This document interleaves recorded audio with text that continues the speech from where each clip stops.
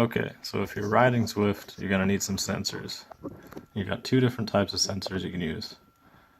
Ant Plus, and this is the Garmin speed and cadence sensor, or Bluetooth, using the Panobike or other Bluetooth sensors. So I'm going to show you guys how to set these up and then do a quick review on both of them. So we'll start with the Panobike sensor. If you look at the main unit here, it has, get it to focus.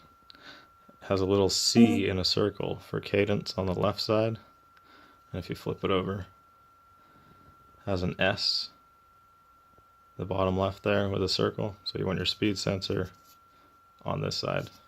Your cadence sensor passes over this C here, and the whole unit is going to sit right about there, and I'll show you how to set up the magnets. Okay, so I've got the C right there on my main unit, and if you see, when you spin your pedal around, the end of your pedal wants to cross right where that C is, and your sensor, or your magnet for the cadence, fits on the opposite side of this. So you put it right there, and that just pushes in there, and when you spin it around, that magnet will cross right there. So that's your cadence sensor setup. Now for your speed sensor, this magnet will connect to your spokes. You can see the little indentation for the spoke. You're gonna tie it onto your spoke where it'll cross the S for the speed sensor. I'll do that and then show you. So now we got our speed sensor magnet attached to the spoke there, and it's gonna cross right there on the right side of the unit to detect the speed as it goes around. And we just want to double check that our pedal is lined up with the C down there, if it will focus.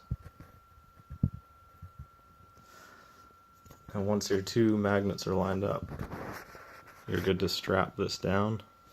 Comes with a couple of zip ties. You're just gonna strap it down on either side, and you're good to go.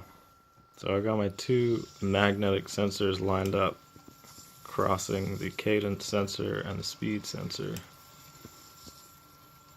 So now I'm good to go to Zwift on my computer, and you're going to go up to your settings and then select use Zwift Mobile link. I'm filming this on my phone, so I can't do it right now. But your phone will pick it up once you select use Zwift Mobile link, and the sensors will show here and up here. Okay, so I just paused the video and loaded up Zwift Mobile link on my phone, or the Zwift app on my phone, and then I was able to go up, select Zwift Mobile link from the settings, and then it picked up immediately as soon as I started to spin the pedals, and picked up my cadence and speed sensor. And then all you got to do after that is click OK, and you're off. So the Garmin sensors are a lot easier to install. This just wraps around your hub on the back of your bike, right there. Wrap it around, hook it on right here, and that's it. Your cadence sensor is pretty much the same thing. You're going to put it on your crank arm there on the other side, and then this connects on either side and it wraps around there, and that's all you have to do. So we've got the Garmin cadence sensor set up on the crank here. And on the hub, you can see the speed sensor.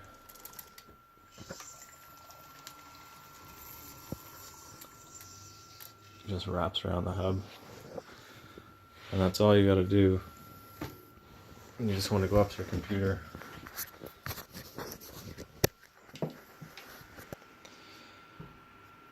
Grab your mini USB.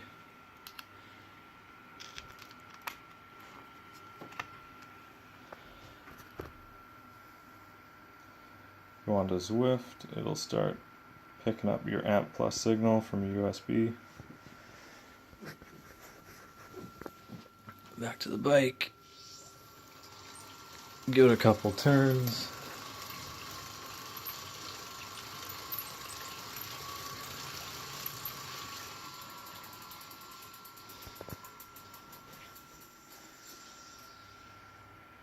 And it should pick up your cadence and speed. So this is my main complaint about the Ant Plus sensors. I had to bring the computer right down to the bike in order for it to pick up the sensors. And to get around, bring your computer down, you can get a USB extension. So you could get a 6-foot extension off your computer, run it so your USB mini stick is sitting right here, right beside your sensors. But you got to pay more money for that, and it's a bit of a pain in the ass. So now if I search for my speed sensor, it finds it here because it's literally a foot away from it. And then you select your trainer. I'm using Kurt Kinetic Road Machine. Okay. And then okay. And you're ready to ride.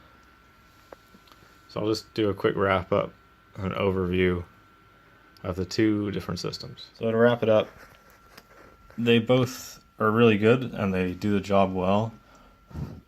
If you're an avid cyclist and you're not competing and trying to train as a professional, these are going to do the job totally fine. This is going to be way cheaper if you already have a phone. This is your option if you don't have a phone to bridge through Bluetooth. As you can see, this one becomes difficult picking up the signal, and I have lost the signal a few times on rides because of the distance away, but you could solve that with a USB extension cord. And this, I have had strange spikes in power, very brief strange spikes in power using the Bluetooth, but if you're just riding for fun on Zwift and you just want to get out there and have some fun, either of these is going to be totally fine to use. Okay, so if you guys like this video, give it a thumbs up, comment below, and subscribe. Thanks.